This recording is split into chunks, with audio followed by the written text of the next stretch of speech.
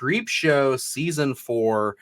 This was right at the top of the week. This was one of the bigger stories, showing off some really cool creature effects, some really cool ideas. This is just awesome. I love the poster that they use for this. I haven't kept up too deeply with this. This is a series that I tend to go back to, every few months and watch a couple episodes. I think I'm still in like season 2 right now, maybe about to finish that up.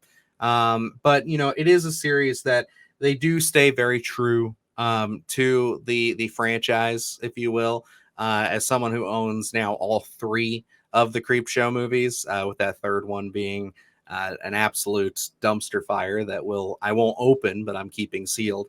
But it is one of those things where it's like, this is a wonderful series, and I'm so happy to see it coming back for its 4th season.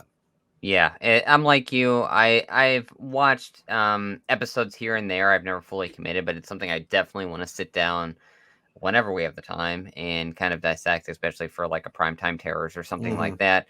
I know our October's probably going to be eaten up. I know this starts October 13th, I think. I So believe so, yeah. I definitely want to sit down and try to catch at least a couple of episodes for season 4 here, because it is such a you know, I love the first and second one. Haven't seen the third. Don't really have any interest in seeing that third one, but I'm so glad.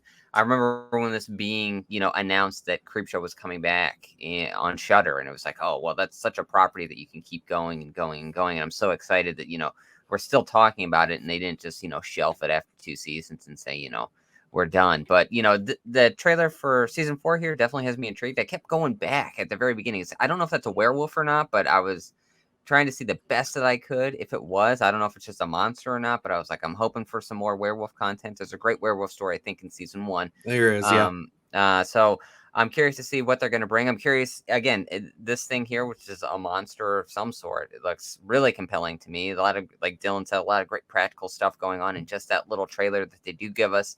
I definitely want to catch some of the stuff during the Halloween season, because I think they're pretty digestible episodes. I don't know. Oh, yeah. What they usually tell 2 stories, I think. At least that Mm-hmm. was how the first season was. So, pretty digestible storytelling here. And again, a lot of unique voices in here. It's like you can tell that self-contained story, and kind of, not overly explain too much of anything in the story. Just kind of let you live in that horror space. And plus, Tom Atkins shows up I was in about to this. say, if you didn't bring it up, I was going to go right into it. Yeah, Tom Atkins is in this season. I'm going to definitely at least check that out, and this monster episode probably when they premiere, if I remember. Because, like, yeah, I'm intrigued to see what that is. When I saw this initially, I was trying to get a good look at it, too, in the trailer and be like, is this like the crate monster after being stuck in the water for so long? But no, it looks like it's something wholly original. But yeah, no, I would love to bring Fluffy back at some Absolutely. point and just see what they could do with him. Creepshow, the first film, it has such a special place in my heart. It was the very first rated R film I ever watched.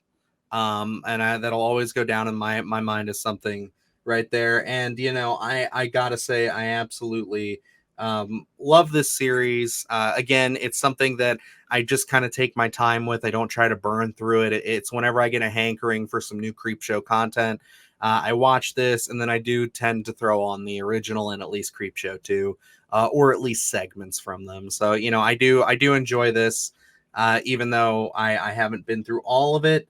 I have my little special time and my special place for Creepshow.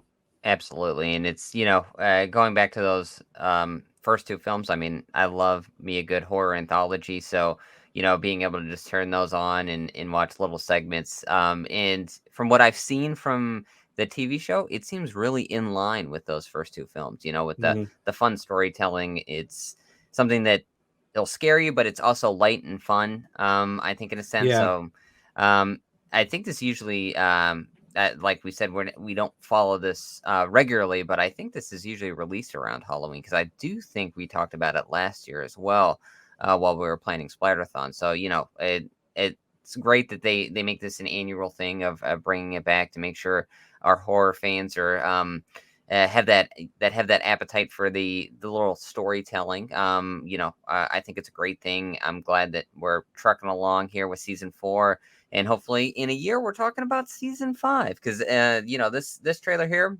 again, like I said, looks like a lot of great stories in here, some compelling stuff. So I cannot wait for the October season, or Halloween season, the October month, and check some of these stories out.